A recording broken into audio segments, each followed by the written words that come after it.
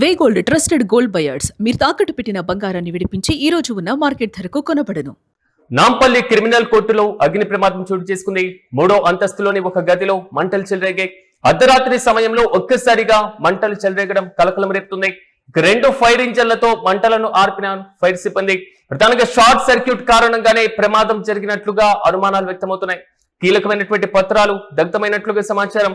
ఆస్తి నష్టంతో పాటుగా పలు అంశాలపైన అధికారులు విచారణను వేగవంతం చేశారు. నాంపల్లి క్రిమినల్ కోర్టులో జరిగినటువంటి అగ్ని ప్రమాదం మాత్రం ఒక్కసారిగా సంచలనంగా మారుతుంది. అయితే ఈ ప్రమాదానికి షార్ట్ సర్క్యూటే ఒక ప్రధానమైనటువంటి కారణంగా తెలుస్తుంది. అయితే మంటలను అదుపు చేసేందుకు దాదాపు 2 ఫైర్ ఇంజన్లు కూడా అక్కడ పూర్తి స్థాయిలో చేరుకోవడం. సో మంటలను అదుపు చేసినటువంటి వైనాన్ని మనం చూస్తున్నాం.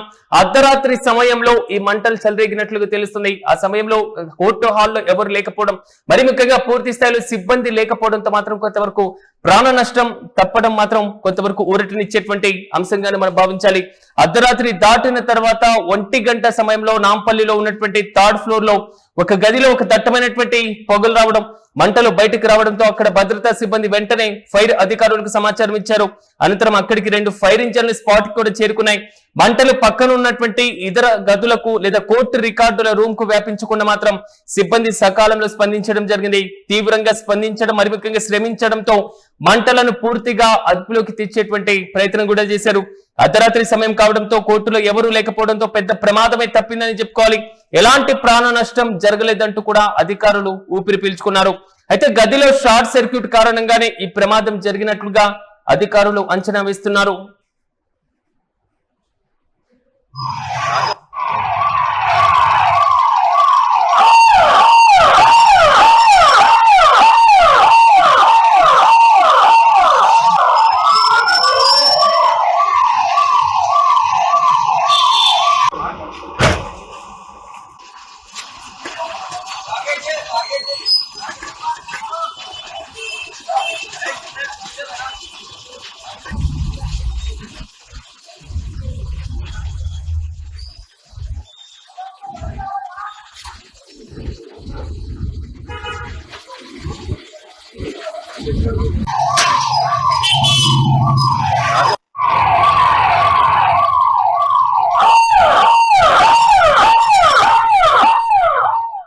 కానీ అర్ధరాత్రి 1 గంట సమయంలో నాంపల్లి క్రిమినల్ కోర్టులో అగ్ని ప్రమాదం చోటు చేసుకోవడం మాత్రం కలకలం రేపుతుంది. 3వ అంతస్తులో ఒక గదిలో మంటలు చెలరేగాయి. వెంటనే దట్టమైనటువంటి పొగ కూడా అలుముకున్నట్లుగా తెలుస్తుంది. కోర్టు ప్రాంగణాల్లో చెలరేగేటువంటి అగ్ని ప్రమాదాలపైన పోలీసులు ఆరా తీయడంతో పాటుగా ముమ్మరంగా దర్యాప్తును కూడా చేపట్టేటువంటి అవకాశాలు అయితే చాలా స్పష్టంగా కనబడుతుంటాయి. ప్రధానంగా అర్ధరాత్రి సమయంలో మంటలు రావడం, 2 ఫైర్ ఇంజన్లకు సమాచారం ఇవ్వడం, వెంటనే అక్కడికి చేరుకోవడం, మంటలను కూడా అదుపు చేశారు. పక్కనే ఉన్నటువంటి ఇతర కోర్టు హాల్స్ కి, అదేవిధంగా రికార్డుల రూమ్ కి మంటలు చేరుకోకుండా అదుపులు చేసేటువంటి ప్రయత్నం అయితే కొంతవరకు సక్సెస్ఫుల్ గానే చేశారని మాత్రం ప్రధానంగా చెప్పుకోవాలి.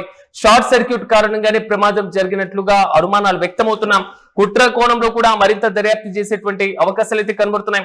ఇప్పటికే కోర్టు హాల్లో ఉన్నటువంటి కీలకమైనటువంటి పత్రాలు దగ్ధమైనట్లుగా సమాచారం. ఆస్తి నష్టంతో పాటుగా పలు అంశాలపైన కూడా అధికారులు ఆరా తీస్తున్నారు.